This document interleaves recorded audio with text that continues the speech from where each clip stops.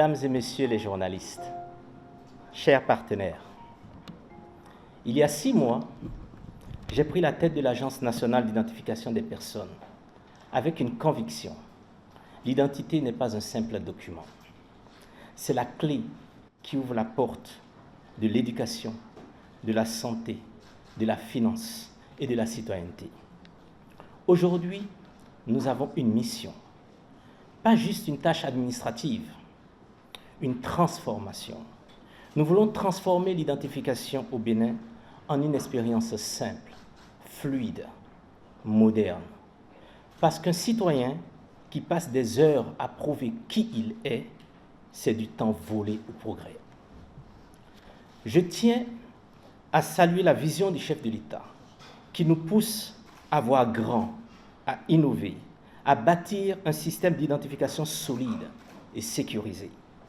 Ce que nous faisons ici, ce n'est pas seulement moderniser l'état civil, c'est construire l'infrastructure de confiance de notre pays. Cependant, bâtir une telle infrastructure ne va pas sans défi.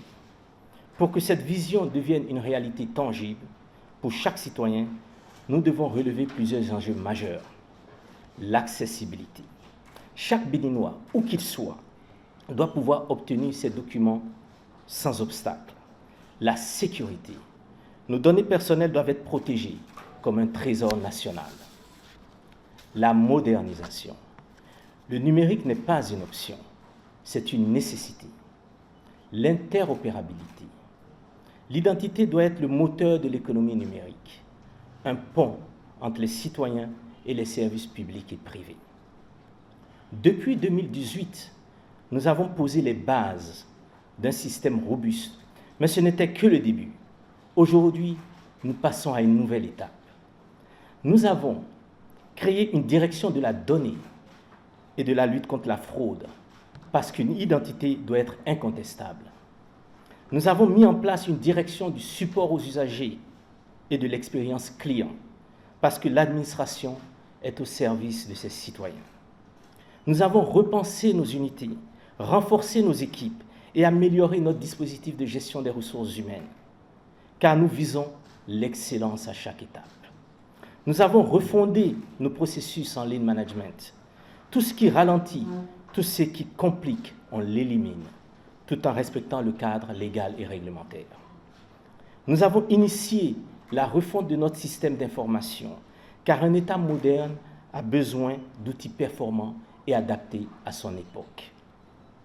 Et nous avons pensé à notre diaspora, avec de nouvelles tablettes biométriques dans les ambassades et consulats, pour qu'aucun Béninois ne soit laissé de côté. Nous avons une ambition, faire du Bénin un leader africain de l'identification et de l'état civil.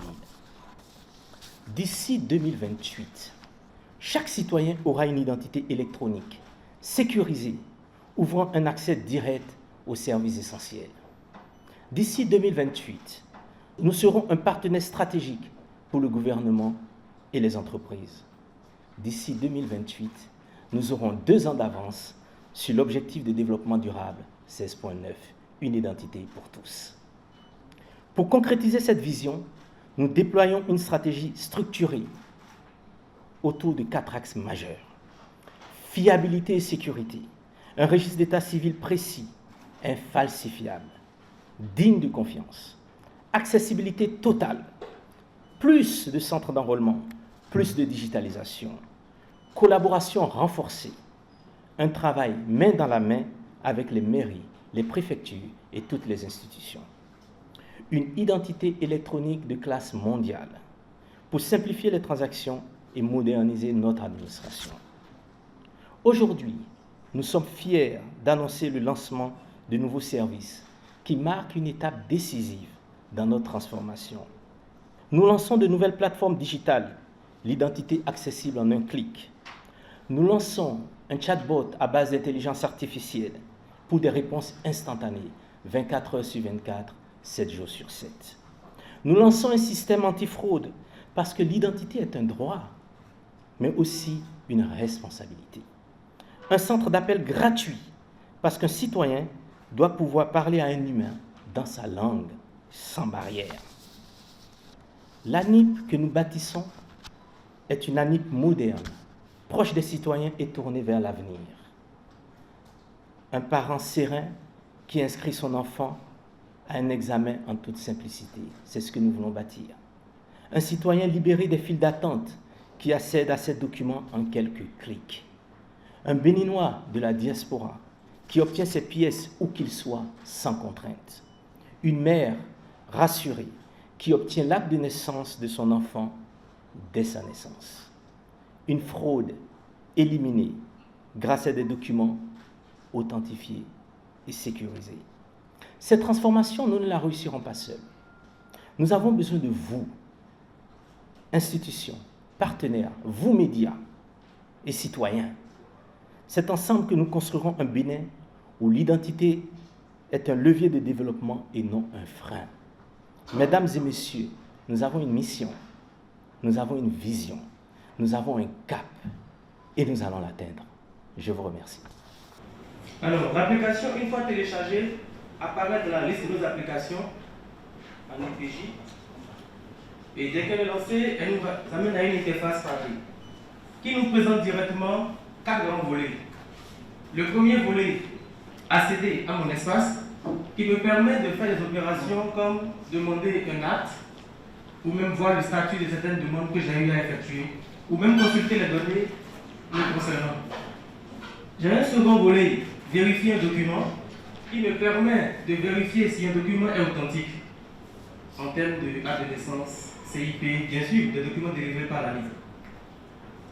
J'ai un autre volet, retrouver mon NPI, que beaucoup m'ont demandé et qui est enfin là, qui me permet de retrouver mon NPI quand j'ai perdu mon récépissé rapide ou que j'ai perdu tout document qui me permet d'avoir l'information sur mon NPI.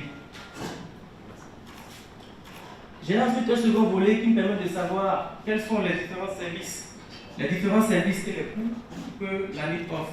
Alors, sans plus tarder, je vais commencer par un volet pour retrouver mon NPI, qui est celui que dont nous avons tous besoin.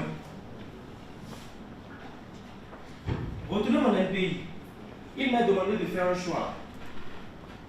Est-ce que j'ai le numéro de récépissé RAVIP avec lequel j'ai eu à faire? Est-ce que j'ai le numéro de récépissé du RAVIP? Si je ne l'ai pas, j'ai la possibilité de dire non, je n'ai pas ce numéro et de rentrer des données me concernant, notamment mon nom, mon prénom, ma date de naissance et le nom de ma mère. Donc, je vais faire un test avec mes informations. Mon nom, mes prénoms,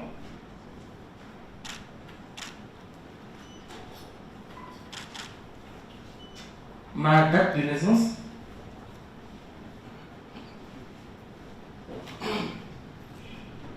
le nom de ma mère.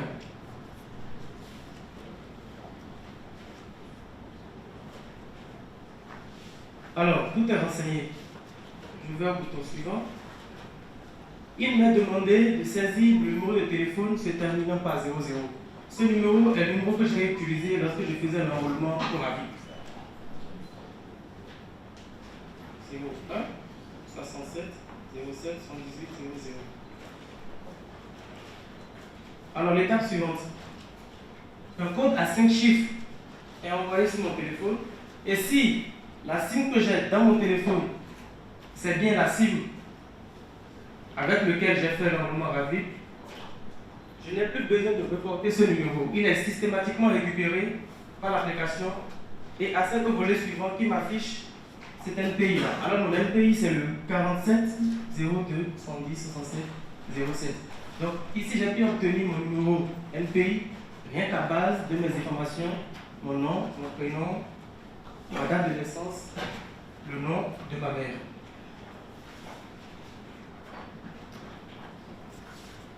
Donc j'ai un bouton en bas qui me permet de copier ce NPI là pour pas où j'en ai besoin pour d'autres services, notamment accéder à mon espace dans l'application ou autre chose dont j'aurais besoin éventuellement sur mon téléphone.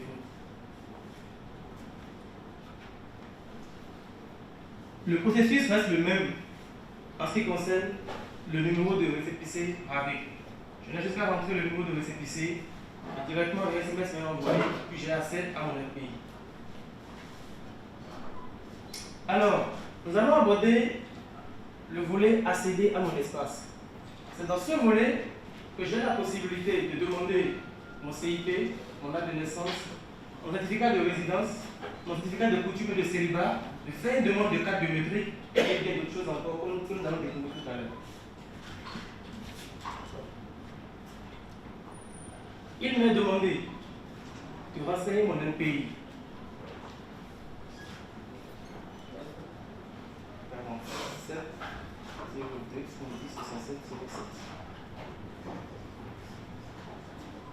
Il m'a demandé ensuite de renseigner le numéro de téléphone se terminant par 00.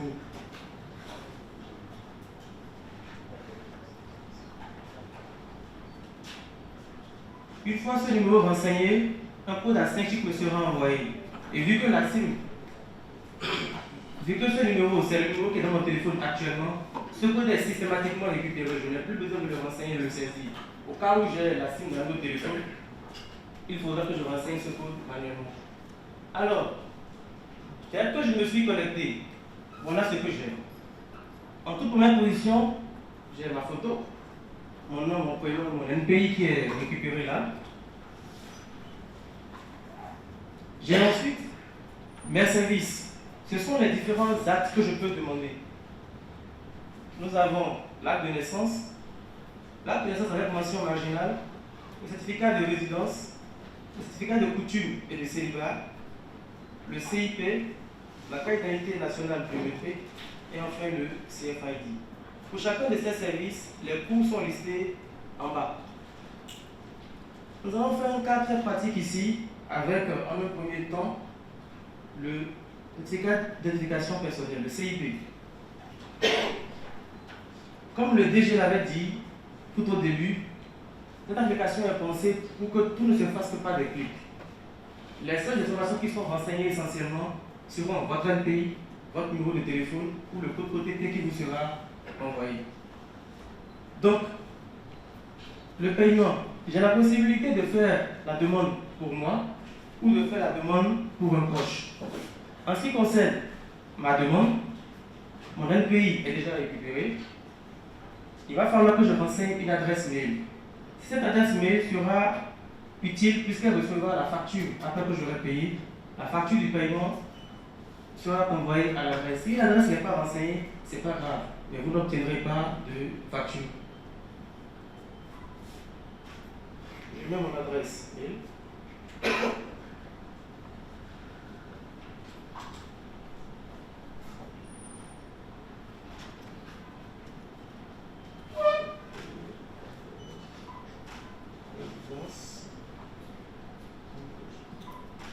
L'opérateur, est-ce que je vais payer par MTN, est-ce que je vais payer par Move ou par Septis? Dans mon cas, je vais payer par MTN. Le numéro de téléphone qui servira pour le paiement.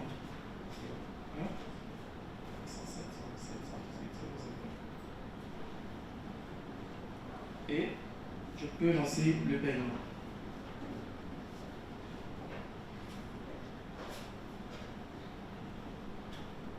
Une fois le paiement lancé, je reçois un prompt sur mon téléphone qui me demande de mettre mon code PIN pour pouvoir valider le paiement. Bien sûr, c'est un code PIN secret. Ça, c'est juste pour la journée. Donc, je valide le paiement, je reçois mon message qui me dit que le paiement a été bien approuvé. Okay.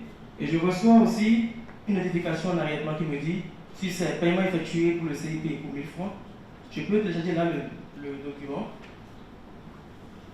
Là, je télécharge, on va essayer de voir à quoi je ressemble là-dessus. Et me voilà. Là, c'est un téléphone, hein. Je vais zoomer.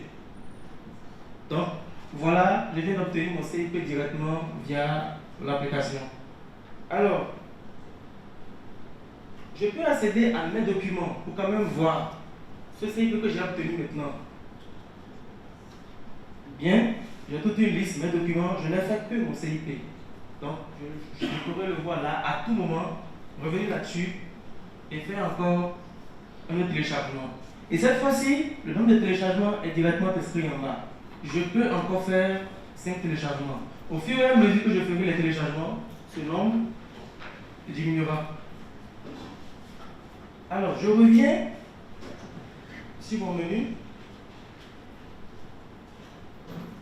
J'ai présenté comment obtenir le certificat d'identification personnelle. Mais il y a aussi un certificat qui est beaucoup demandé, celui de la résidence.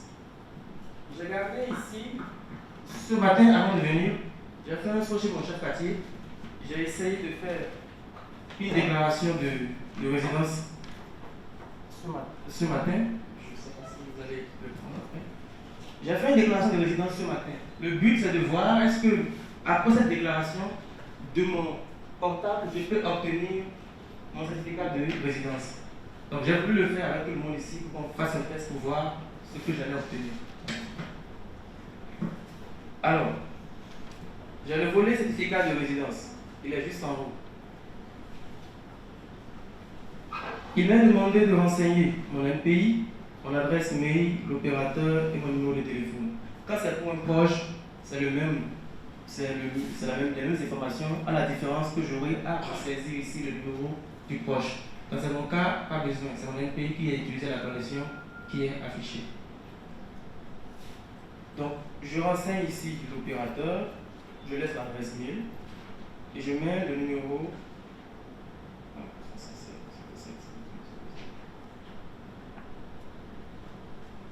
de paiement, je déclenche le paiement. Il me sera demandé de renseigner, voilà, mon mot de passe pour la journée temporaire. J'aurai maintenant à confirmer la transaction. Et voilà, 2000 francs ont été prélevés de mon compte. Alors, mon document est fin prêt. Je peux le télécharger. Je vais l'ouvrir. Et là, je viens d'obtenir mon certificat de résidence juste en 2 clics. Ça veut dire, partir du chef quartier, même sur place avec mon application, je peux obtenir mon certificat de résidence qui aura mes nouvelles informations qui seront affichées sur le dit acte. Alors,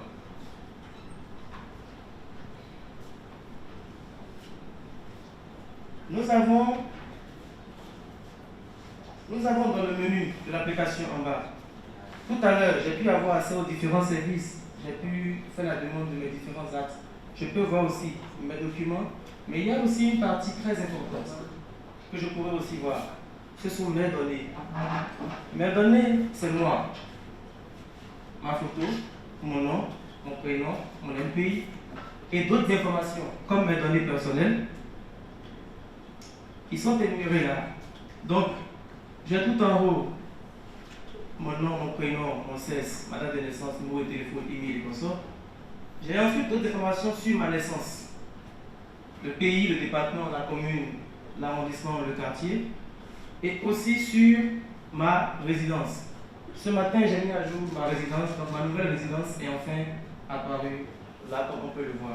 On peut aussi voir les informations comme ma filiation, le nom de mon père, son prénom, le nom de ma mère, son prénom, tout ça qui sont des données réelles. J'ai la possibilité de faire aussi une demande de modification. C'est-à-dire qu'il y a quelques soucis sur mes informations. Je peux accéder au volet demande de modification et initier les corrections comme cela se doit, puis les soumettre.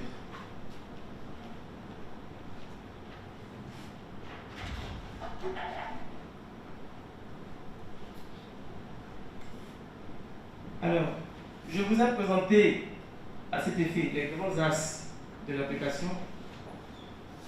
Le processus de demande des actes est le même pour tout le reste. C'est pareil.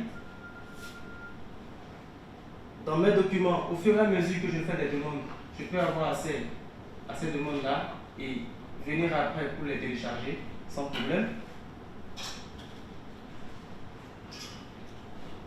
Dans mes données, j'ai tout ce qui me concerne, ma personne, et je pourrais initier des corrections à partir de là. Alors, je crois avoir fait le tour de tous les grands axes, sauf un, je crois, vérifier un document. Vérifier un document, j'ai la possibilité de soit prendre directement la photo du document et de pouvoir savoir s'il est vrai ou s'il est faux. Et si le mécanisme échoue, j'ai la possibilité de renseigner manuellement les différentes informations afin d'authentifier pour savoir si ce document est authentique ou s'il n'est pas vrai. Donc, les services écourts, c'est juste la liste des services qu'offre l'ANIP avec les différents coûts qui y vont avec. Donc, c'est tout ce que nous avons en date d'aujourd'hui sur l'application, la nouvelle application ANIP BJ. Aujourd'hui, pour avoir des informations sur l'ANIP, comment obtenir un acte, c'est souvent difficile. Nous avons des gens qui donnent plusieurs versions, plusieurs procédés qui nous perdent. Effectivement, le DG qui le salue d'ailleurs a dit non, il faut intégrer cette fonctionnalité pour permettre aux gens de savoir comment j'obtiens quoi et où j'obtiens quoi. Donc, tout en bas, il y a un joli bouton vert. Et quand je lance ce bouton, ça met bonjour, je suis Seigneur, l'assistante virtuelle de la Ligue Bénin. Comment puis-je vous aider? Alors, nous allons lui poser une question. Comment j'obtiens mon CIP par exemple? Comment j'obtiens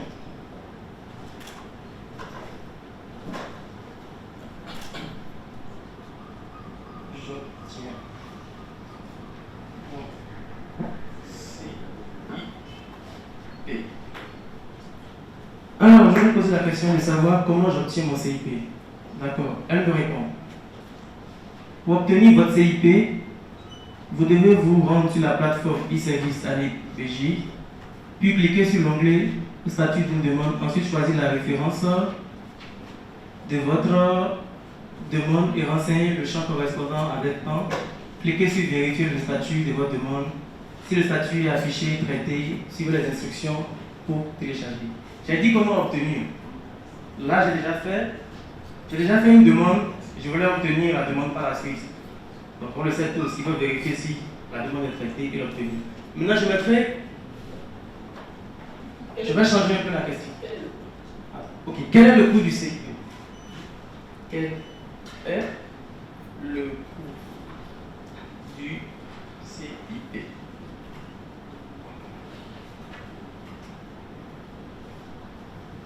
Le coût du renouvellement du CIP est de 1000 francs. Bon, ne soyez pas surpris qu'il ait dit renouvellement.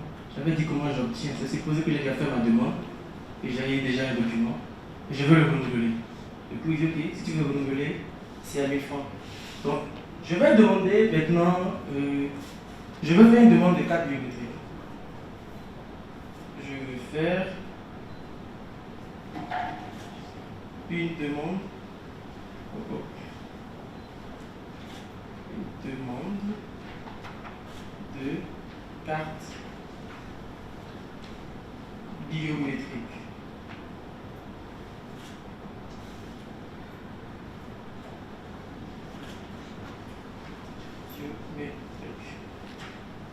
Alors, je lui demande, je vais faire une demande de carte biométrique. Pour faire une demande de carte nationale d'identité biométrique, vous avez deux options, en présentiel ou en ligne.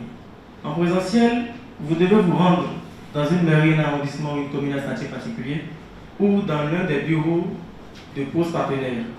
En ligne, vous pouvez soumettre la demande sur votre la plateforme e-service.anipor.bj. Alors, je peux lui demander ensuite quel est le coût. Quel est le coût de cette carte?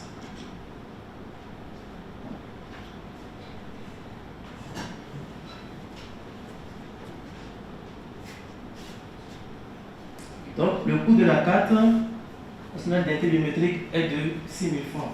Donc, à partir de ce chatbot, vous avez la possibilité d'avoir certaines informations. Bien sûr, uniquement dans le contexte de l'ANIP. Si vous demandez comment acheter une voiture, elle ne vous répondra pas. Elle répondra juste sur les données qui concernent l'ANIP. Comment avoir de l'argent, elle ne vous répondra pas. C'est juste les données qui concernent exclusivement l'ANIP. Je vous remercie. Quels sont les moyens qui ont été mis en place par l'ANIP justement pour faciliter aux citoyens l'obtention de leurs documents? Vous avez parlé d'une identité numérique. On sait que quand on est sur Internet, il n'y a pas de risque zéro. Alors ma question est de savoir quelle est la fiabilité des services en ligne de l'ANIP. Nous avons revu la totalité de nos procédures. Et je peux vous dire qu'il y en a beaucoup. Nous avons revu clairement nos textes réglementaires. Nous sommes en train de mettre en place une démarche lean, très simple, éviter le gaspillage, pour que une demande d'un citoyen soit traitée le plus rapidement et le plus efficacement possible. Nous avons vu notre système d'information. Nous sommes en train d'initier une transformation profonde.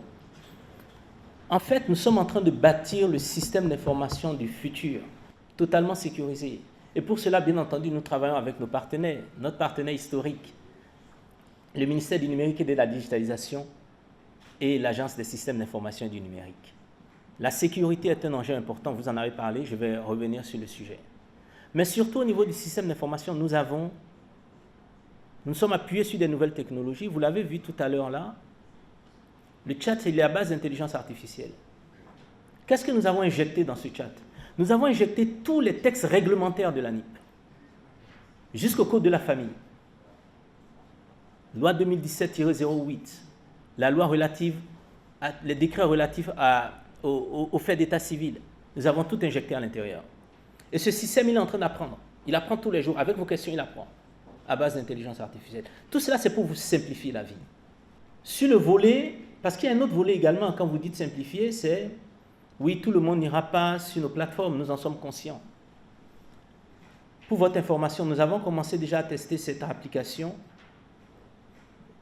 dans nos unités. Et quand nous allons dans nos unités, nous regardons les personnes et nous sommes pratiquement certains, parce que nous avons fait les tests. À peu près 30% des personnes qui sont dans les files d'attente sortiront des files d'attente grâce à cela. Mais il y a un autre volet de personnes qui seront dans les files d'attente qui viendront. Et donc nous sommes avec notre partenaire Woori et la Banque mondiale, nous allons revoir toutes nos unités. Nous allons faire vraiment quelque chose de très beau. Nous allons mettre en place des préfabriqués totalement autonomes qui adressent les problématiques des personnes en situation de handicap, qui nous permettent de bien réceptionner, parce que les citoyens, nous devons bien les réceptionner, bien les recevoir, bien les accueillir. C'est ce que nous allons faire. Nous sommes en train de le faire avec nos partenaires également historiques, les maires. Ces préfabriqués seront totalement autonomes, comme je le disais. Mais il y a également les citoyens qui ne vont pas venir chez nous. Nous irons vers eux. Avec également encore notre partenaire, M. Arolou, cher ami, nous allons mettre à disposition des motos à disposition de nos agents. Et nous le testons déjà aujourd'hui, c'est une réalité. Parce qu'il y a des personnes âgées qui ne peuvent pas se déplacer, des personnes en situation de handicap qui ne peuvent pas se déplacer, et nous allons vers elles. Nous allons passer à l'échelle dans les prochains jours. Voilà ce que je peux dire, ce que nous sommes en train de faire en termes pour améliorer en tout cas la satisfaction des usagers. La sécurité, elle est clé. L'identité électronique, notre vision est claire. Nous savons où nous allons, nous sommes déterminés, nous avons les talents et nous avons la méthode. Et dans cette méthode-là, bien entendu, on parle des données. Nous collaborons de manière assez proche avec l'autorité de protection des données personnelles.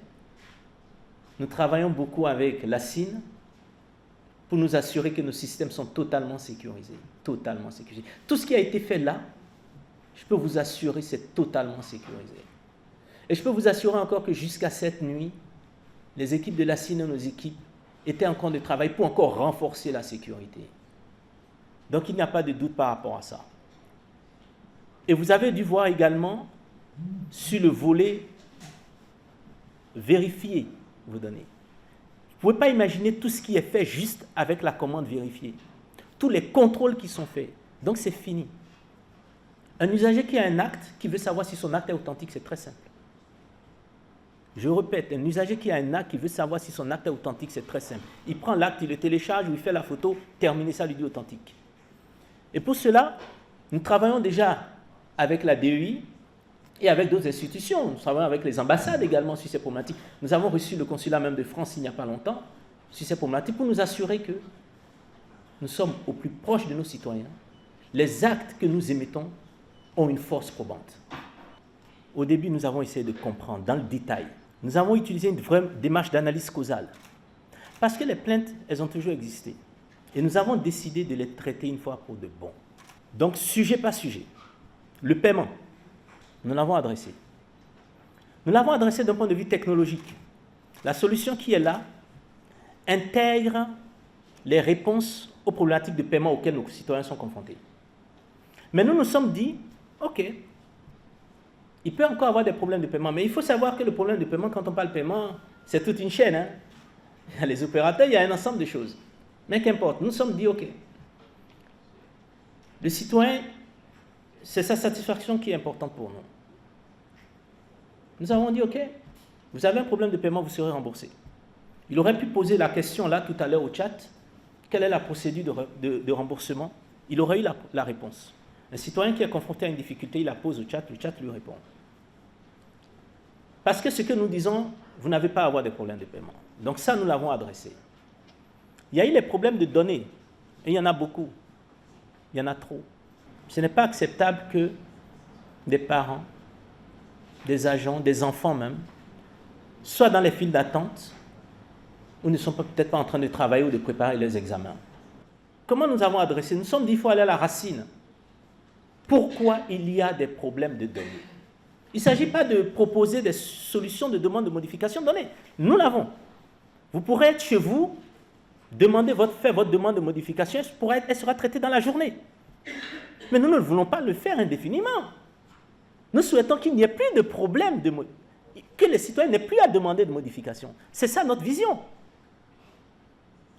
Et donc, cette approche nécessite une organisation, une formation récurrente, continue, et c'est ce que nous sommes également en train de mettre en place, pour régler les problèmes à la base de manière définitive.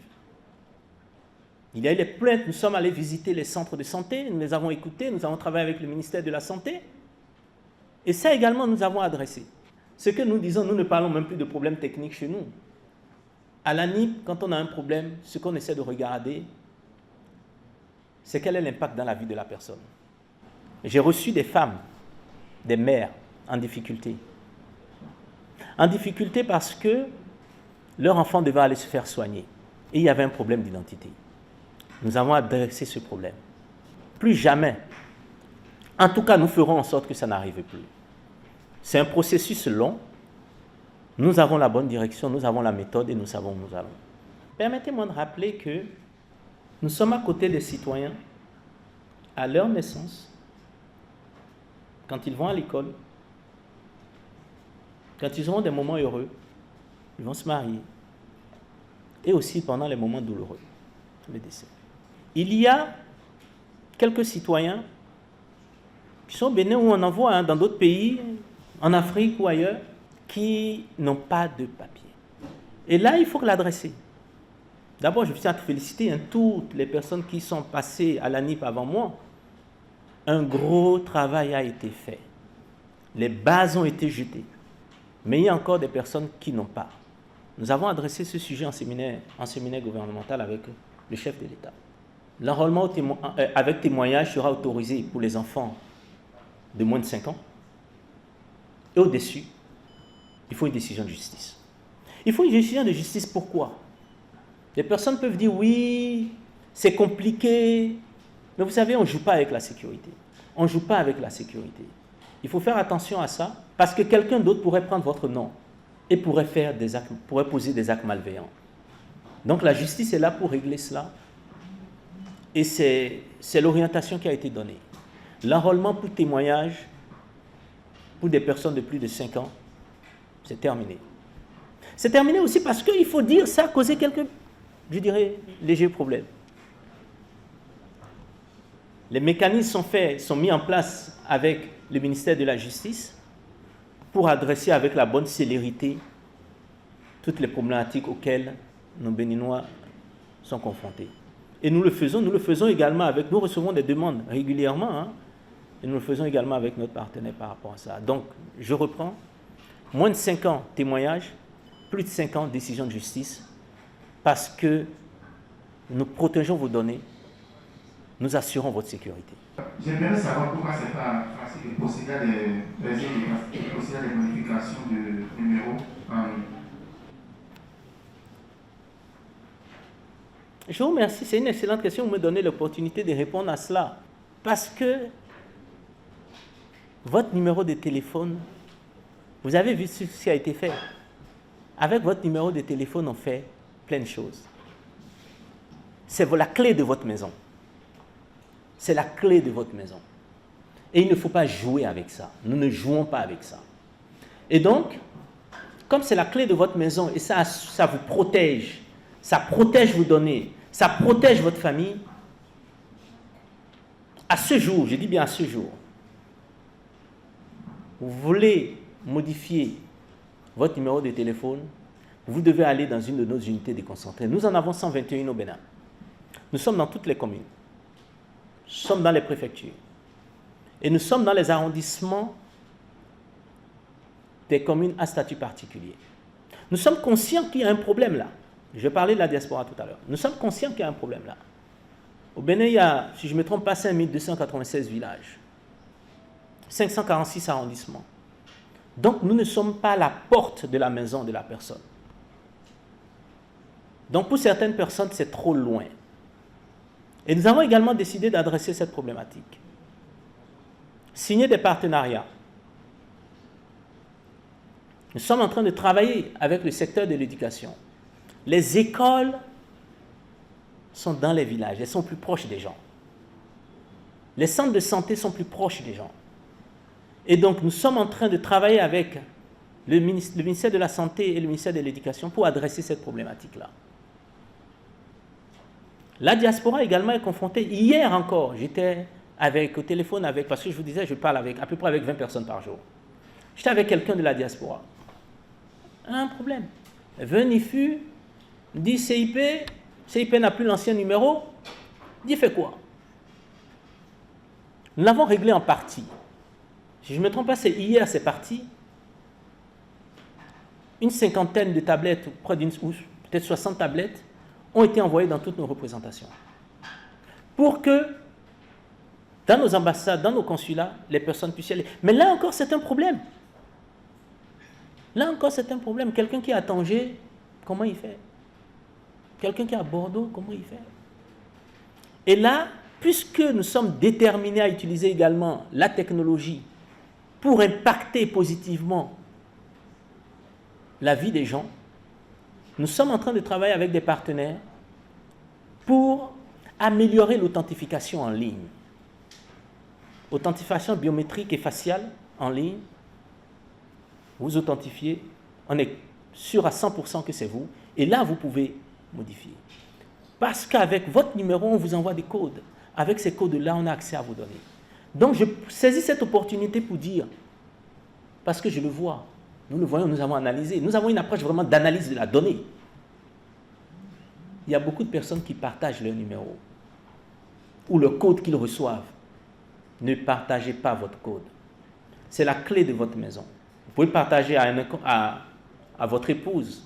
Là, je suis de la Saint-Valentin, donc vous faites ce que vous voulez.